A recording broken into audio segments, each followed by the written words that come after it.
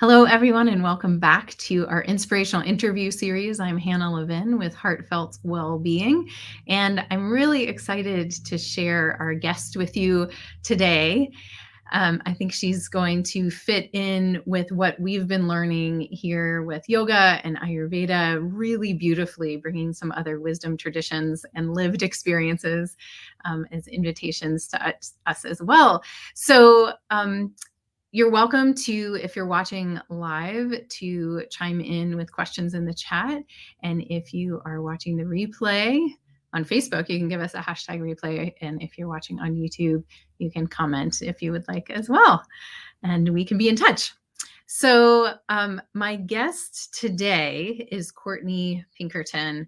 And so I'm just going to read her bio here as a way of introduction, and then I'll bring her on.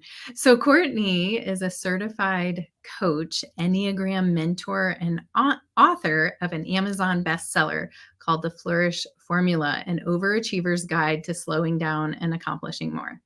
That sounds like a book we all need to read. Courtney helps her clients pursue their most salient personal and professional dreams, avoid or heal from burnout, and cultivate resilience. She has dual master's degrees from Harvard Divinity School and Harvard Kennedy School, is a certified Wayfinder life coach, and has over a decade of coaching experience. After selling their house and all their belongings, Courtney and her husband and 3 children moved to Nicaragua to be tutored by their neighbors in the art of slowing down and living more. They now make their home on Apple Balm Tiny Farm near Asheville, North Carolina. So without further ado, here is Courtney. Hello. Yay! Yay! Here she is. I'm so excited to have you here today. And I'd love to just start with you sharing a little bit more about your story and your evolution and basically how you came to be an inspiring person, inspiring other people. Thank you, Hannah. Well, first of all, it's so nice to be here in this conversation. I love your work. I've recently gotten turned on to your YouTube channel, and I've been doing some yoga on my front porch with you as of late. So I'm so happy to be here with you and your community. And I also love Ayurveda, as you know. And wow, it's so nice to be, heralded as an inspiring person, like we were talking about before the call. I think we're all a both and. And for me, authenticity is a really important value. So I love this opportunity to kind of tell the backstory and not just talk about the outer credentials or whatnot. So really how I ended up focusing on the coaching and the teaching work I do is that, like so many healers, I went through an extreme journey of burnout. And so the medicine I teach is the medicine I need, and we need it again and again. For me, what the burnout looked like was I was kind of I still kind of am, honestly, a save the world kind of person in my heart, and had a lot of passion around social justice. And so my 20s was doing some really intense direct service, working with domestic violence survivors, women and their kids, was a Peace Corps volunteer and helped women start their own banks, like community banks in rural Nicaragua, which is where I met my husband, who was also a Peace Corps volunteer. And we actually got married at the end of our Peace Corps service in Nicaragua, hosted by his host family, and our friends and family from the States came down. So it was because of that relationship we circled back years later with our children, 5 years ago. But so I did that. I was doing that kind of work in my 20s. Then we got back from the Peace Corps, and I went to Harvard for this dual graduate program.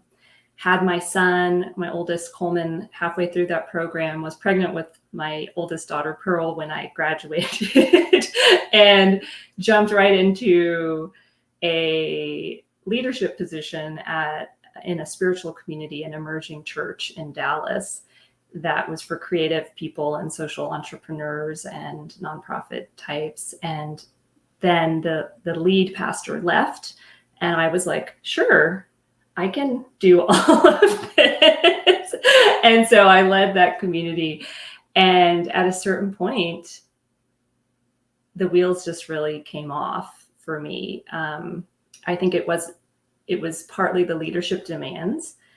I think leadership and parenting and family life in general are like master classes of inner growth, and the things we don't know or haven't yet been revealed to us, like really become spotlighted. So some of my people pleasing, some of the things I needed to pay attention to that were draining my battery, were present in that role. But I think it was just accumulation of that whole momentum. And of course, the inner pressure that I put on myself. So for me, it was just, it felt, actually, I had this moment, and I write about this in the Flourish Formula, where I was pushing my son on a swing, and he was 5, and I was just like so miserable. And I thought, I have got to just stop in order to be who I want to be for my kids. But I think that was honestly a sort of proxy for self-love. Like it was what I could access at that time. It was something deeper in me that was calling me out of this overgive, overdo, overachieve pattern. And so I ended up resigning that position with no clarity at all about what was next. I knew I wanted to write, and I knew I wanted to talk about the Enneagram. And so those, were my first, that was all I had, and it was kind of brutal. And then because life can be so sweet to us when we surrender. I mean, in real talk, it was like, let's use our savings. It was a total, my husband was like, wait, I thought we were both kind of nonprofit professionals, and now you don't have an income. What's happening? But in that journey, a friend paid for me to connect with her coach. And it was such a gift. Molly became my first coach, and then ultimately mentored me into the field and into starting my own business. And I also had an Enneagram teacher, and they were both these lifelines. And I longed for someone to put them together, because the coaching was so good at the day-to-day and the like turtle steps towards change. And then the Enneagram was like this deep dive about who am I really? What is really the nature of life and reality? And I wanted both. And that's really who I try to be for my clients and in my work, is like, let's talk about the surface. It all is connected, and let's talk about the depths, and we can go anywhere. So thank you for asking that question. Yes, it's so helpful. Yeah. And we just got a comment saying Courtney is so fortunate to realize this so young. That's kind of my attack. Like my joke is my biggest claim to fame is that I burned out early. Right. And I think it's just because I have a really sensitive nervous system, which I have fought and fought and fought. But, we've all got to just at some point be ourselves. Yes. And I love how you said your access point was realizing like you wanted to show up differently for your kids. And I think it is often our relationships that are the mirror for us of like where we're out of sync with our true nature, or like if we're showing up as somebody who's like too tired or too angry or resentful or whatever. And we're like, wait, like, as a parent, I made you, or like as a spouse, I committed to spend my life with you in a supportive way. Right. And so, oh yeah, it's Nikki who just wrote that in. Great. Yeah. And so recognizing that, that the gift of burning out young. And I mean, I often get people that say, I wish I had discovered Ayurveda, much younger in my life, or like, why don't we learn all this in kindergarten? And I think the reality is that if we trust the timing, that like we learn what we need in its own perfect timing in our lives. And so I love that you've written this book that is then reaching people, and you're doing coaching that's reaching people wherever they are, at whatever point they are in their lives. Why do you feel like, especially as women, that I think we can see the insanity of the trying to be everything and the over functioning? Why do you think we continue to subscribe to that when we can see how detrimental it is? That's a great question. Okay, well, first I have to kind of roll back just a little bit to what you were saying about the timing.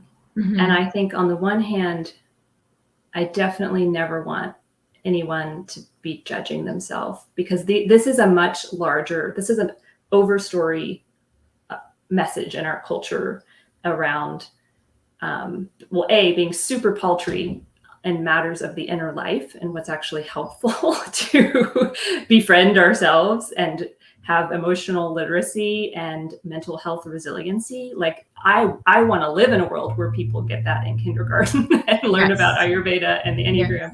And wouldn't it all have saved us so much suffering? Like I want to kind of acknowledge the truth in that.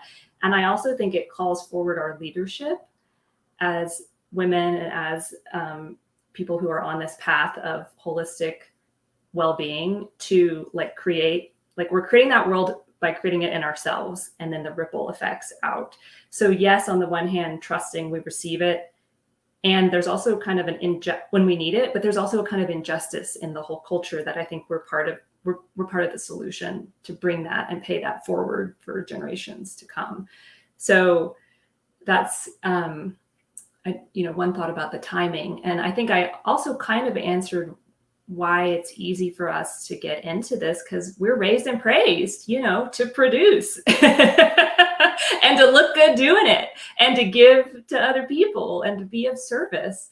So we get these messages, of course, depending on your individual family life, you get it there. It's gender norms. It is, and then just those of us in the United States, it is just really hardwired into so much of the dominant culture. And so we internalize that. And I think it's almost a kind of trauma that we then have to, maybe a little T trauma, big T trauma, that we then have to work within our bodies and our nervous system and our minds to unwind. So it's much bigger than any one of us. And I try to remember that when I'm caught in to varying degrees of success. I try to remember it when I'm caught in some of those old voices.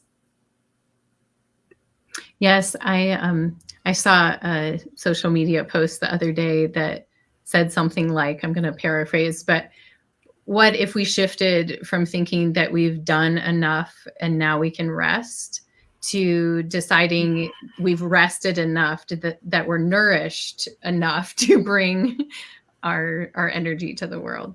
I love that so much. And I was like, that's the paradigm shift, really, is like, we tend to, and I see this, I work a lot with women who are postmenopausal, and I see the depletion of the going and the being, and that not only, on being on career tracks and being impressive and climbing the ladder and whatever, but also being mamas, right? Like growing and birthing babies, and the resources of a body, of the emotional realm, right?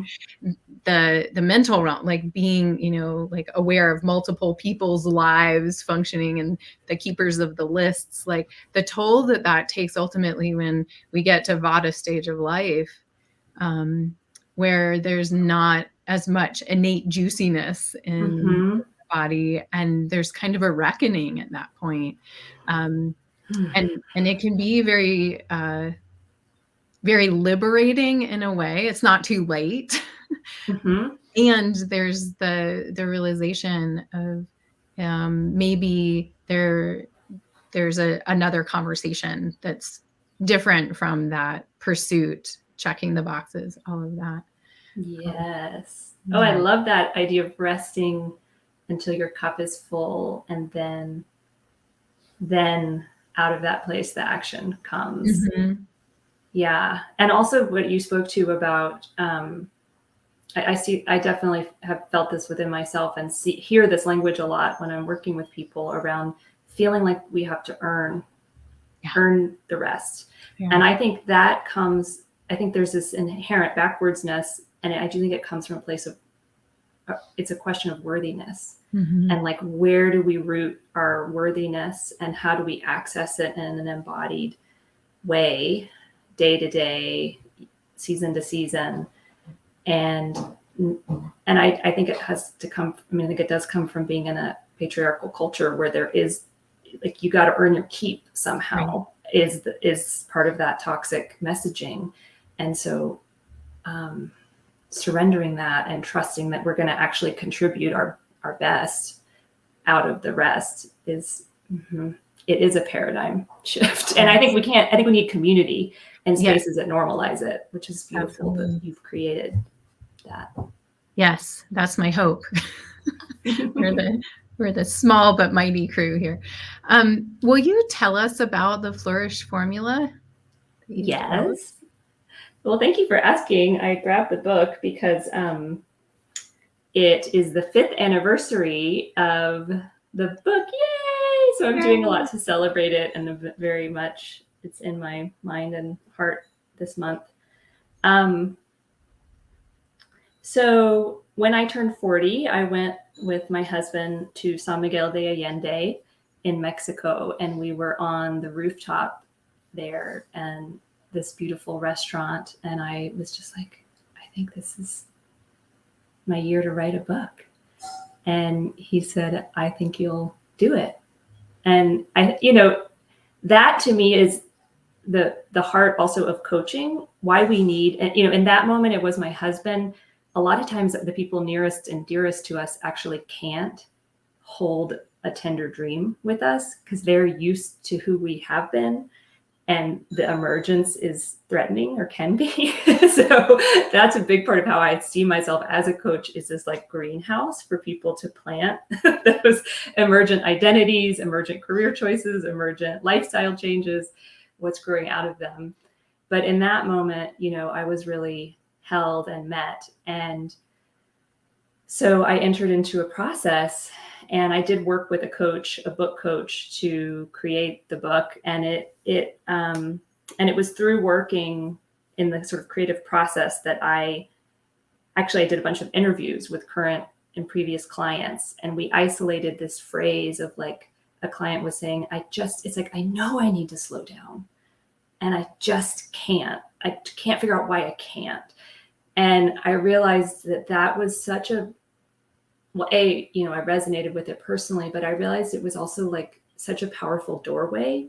The pain pushes until vision pulls, and that pain of the slowing down and not being able to, and getting hung up there, was like a beautiful access point. So everything, so I wrote, it's very memoir. It's got a lot of my own story in it. It's really a resource roundup as well of, like, all the things that I have found. And of course, the body of work continues to evolve since then, but the things that were most helpful, a lot of mind-body practices and various techniques to kind of normalize this whole journey, and then try to make it something with steps that people, because I love a good, 7-day challenge or something reboot, because it can be helpful to have someone give you a bit of a map. And so that was, I definitely went through it deeply as I wrote it again, which happens. And then it was interesting. It was right on the heels of that I looked at Rich, my husband, and said, can we please now really move to Nicaragua with our kids? Because we have been talking about it. And he actually wrote the foreword, and it is basically, it was a journey of, like, the book daring us to sort of take our next step. And we did sell everything, and we did just go on this year of global immersion. And then we've been on a re-entry trajectory. And I was telling you before the call, 4 years in co-housing. And then we just last summer bought this dream property that's the tiny farm. And so anyway, the journey that was started by the book in me continues. And this theme of what I call the life garden of time, and how we relate to time, continues to be just like such an anchor that I want to keep talking about. That's awesome. And can you tell us what the formula specifically is, or the outline Sure. of it? Sure. So it's interesting because as the work has evolved, each of these steps has become like a life garden. But the first, and I know we talked about how we weren't going to be able to not talk about the Enneagram. So the first step is figure out the box that you're in, which is the need to, for me, it was the Enneagram. There are other tools that do this, but figure out what inner programming. We all have inner programming. I think that's if our pace is not sustainable, it's because there's something we're saying to ourselves. And so that's really what that whole tool and chapter is about, is like, is it because my hyperachiever inner voice is getting activated? Is it because I'm a perfectionist and I'm like, can't, and again, is it because of the people pleasing? And that directly relates to our Enneagram type. So what I call our invasive weed voice that's kind of growing wild in our brain and keeping us out of equilibrium internally is usually what's keeping our schedule overly full. And so that's the first one. Then we talk about having a love affair with your work. And so for a lot of the people that I support, and definitely my own journey, this is where a lot of the pain comes in with our schedule and with our inner life, is around our relationship to work. So then overcoming your gremlins, which is the old word I used to use for the invasive weed voices. So a lot about the mindset and how we work with that. Understanding this, you'll notice the spells flourish, understanding the language of your body, which is where Ayurveda, I think, really shines. And I talk about a lot of different tools. Then reset with meditation.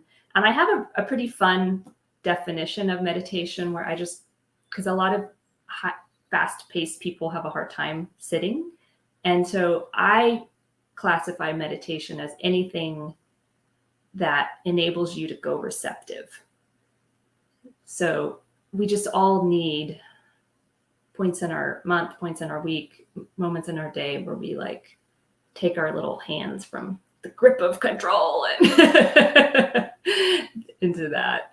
So, and then I have a chapter, actually it's a really fun chapter on strategies. It's like immersion, what to do when the wheels come off, basically. So, and it's 9 different ways to reset that is rooted in the Enneagram.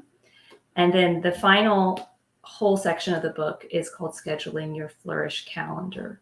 So it's like, how do we take this whole journey we've been on and make it real with calendar practices that create flow and a rhythm that you love? And then the final step is, step H is hold it lightly. Because it's basically like, here's this treasure trove of resiliency resources, but we can, and I know this from personal experience, we can turn anything into like another metric to hit. So don't do that with this. Let yourself hold it lightly, begin again, and just like really take that one next step, and then the one next step, and then the one next step. I love this. This is amazingly similar in some kind of like overarching ways to the year-long program that I lead, where we have these daily habits, some of which are kind of what you just, they're related, like how do we nourish ourselves? One is sitting in silence, which doesn't have to look like meditating, but it is about letting all of your sense organs be receptive, right? So you're not like trying to, all the doing. And the final habit that I teach is called easeful living. So it is about letting go of the checking the boxes, being like, how do we orient towards ease versus orient towards stress? Where's the nervous system? Right? Like what I love that. Asking for. So it was so cool just listening to you be like, walk through this. I'm like, yes, totally. We like many, like truth is one, paths are many, it's like, here's some different paths, but they get to that same ultimate truth of like, we have these needs for being healthy, happy organisms. And that's really, really exciting that we can explore those in different ways. And, for us, it might be more that we're looking through the lens of dosha than Enneagram, but it's still, how do you understand your unique self your orientation towards the world, the ways you talk to yourself. And I incorporate some internal family systems work too, Mm, which is kind of the different voices, right, that show up. right. Um, Totally. so that's Totally. so cool. And so as you have lived this and developed this, what are some of the things that you feel like are the jewels down the road that maybe people who are just starting to be like, ooh, I could put these Mm, kind of frameworks in place that you're like, yeah, and then like you mm, won't believe this, but further mm, down. mm. Awesome. I love that question too. Well, so I can tell you, well, I think I want to normalize that it's always Right, it's a a journey. process. So There's no end game, as we yeah, say. I still have some wonderful conversations with my, inner hyperachiever who's not impressed with the choices I've made, et cetera. Uh-huh. So just normalizing that it's an ongoing process. But Yes. last summer when we moved into this house, I had a really powerful, I told one of my Enneagram mentors that I was like someone in a Rumi poem that was just stumbling around, like besotted with the land, really, with the land and this sense of the garden and the like, almost like a shift in a inner creative creation story from any inheritance of being banished from the garden to just this sense of like, oh, I'm living in the garden, and also the shame with women's bodies that can come from, and of course, I mean, we can talking about spiritual adulting and claiming the treasures from our traditions, and also setting aside what no longer serves us, is a much bigger topic. But for me, as someone who grew up Methodist and had that creation story in the Bible, there was a sense of like a seismic shift and a sense of belongingness with the earth underneath me, with the sun above me, my spiritual connections, and how, whatever that looks like for you, and around my heart, I could like feel it in this really embodied way. And my coach said, oh, you're playing the game of how good can it get? Like that's what we're playing now. And I think for years as a person and as a coach, I thought the game was let's make it hurt less. And then like hurt less and less and less and less and less and less. And like you said, orient to ease. So let's crowd out the pain with all the pleasure and all the juiciness and all the ease. And then at some point, I think there is a sort of shift. And it's also maybe a brain, I think it is a brain, like a mental fitness habit of, are we nourishing those voices that take us down, or have we found a way to access what in the Enneagram world we call our essence and have that voice fueling?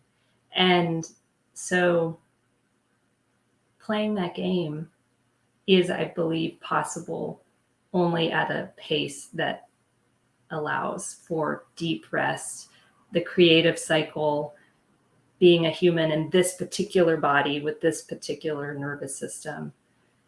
And I take a lot of comfort because I work with a lot of people who, I mean, some people are very accomplished and have all kinds of amazing life stories.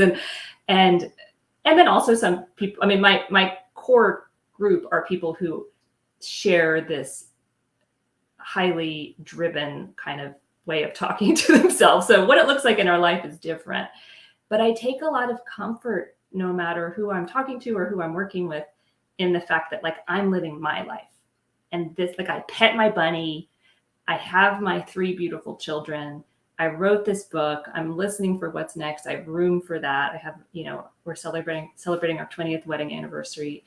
And these are my metrics for flourishing. And so that's kind of what I root my authority in. And it's very much what I want each of us to have. And like I said at the beginning, we're never done. It's an ongoing process. Yeah. I love that. Yeah. And that it looks different for all of us, what a abundant life or our ideal future looks like, and living into that. I love that. Thank you so much. Amazingly we're at the top of the hour. It was a delight. Thank you for being you. Thank you for inviting me. Is there, in closing, is there a practice that you would like to encourage people to try? Well, I'd love to share with them where they can get a free copy of the Oh, book. a free copy. Okay. Yeah. And so on my website, if you go to courtneypinkerton.com/free book, I actually give away a digital version of the whole book. So I have, if someone has piqued their curiosity about the Enneagram, I have a whole chapter in there, including my 3-step like quick soak method of how to get started. We'll have to have a whole other conversation about doshas. I'm a Pitta Vata combo. Yes. But so I am a resource lover. So I would point people to that if anything out of what I've shared with that today has resonated. And then, yeah, I think if you are curious about the Enneagram, I can't imagine a more potent next step than grabbing the book and spending a little time with that, because it not only shares who these old like trances that we get caught in, but it also shines a light on your deepest gifts. And I found both of those really, really helpful. Awesome. Yes, I have loved my studies of the Enneagram. This makes me want to go back and like dive back into that. Awesome. Well, thank you so much. And I'm really grateful for you sharing your inspiration with us today. And I know a lot of folks will be watching this replay too. And is there anything you'd like to say in closing before we sign off? I think I just need to know what Enneagram type you lead with. Oh, I'm a 1. Cool. Okay, I lead with type 3. Oh, so interesting. To be continued. Yes, we'll leave the cliffhanger there. We'll have to have you back to talk more about, maybe we can do that. Talk more about Enneagram and then evolving into slowing down with the types. Yeah. Well, thank you so much. Great to have you here today. Really appreciate your generosity. Thanks, Hannah. It was a pleasure. Yay.